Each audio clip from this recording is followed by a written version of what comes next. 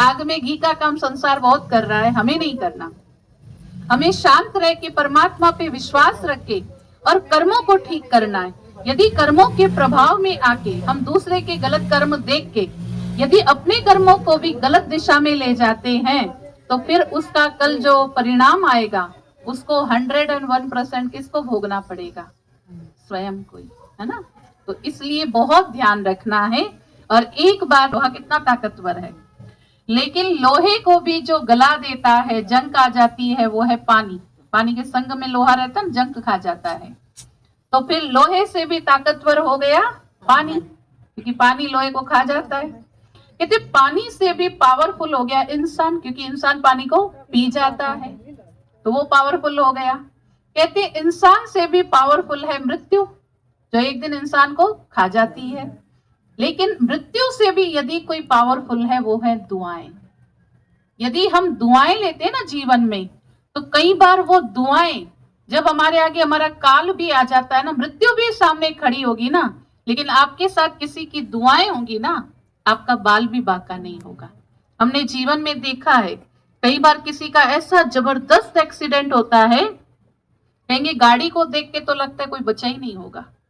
हाँ, चाहे वो 2 व्हीलर हो, 4 व्हीलर हो, चाहे ट्रेन एक्सीडेंट हो, कोई भी हो, लेकिन वो बंदा बच गया।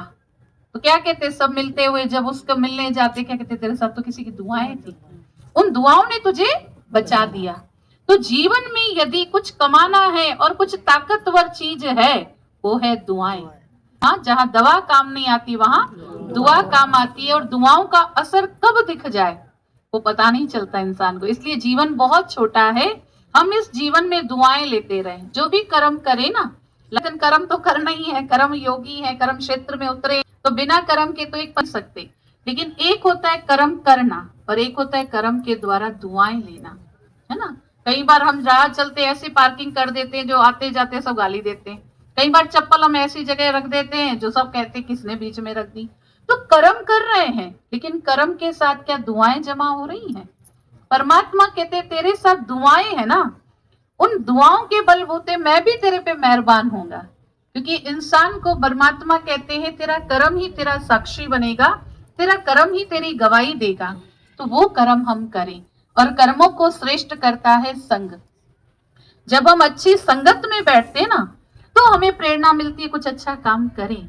अच्छी संगत का ये सबसे बड़ा एक असर है, सबसे बड़ा प्रभाव है, आपके कर्मों को ठीक करता है। तो सत्संग, भगवान की याद का संग हमें रोज करना है।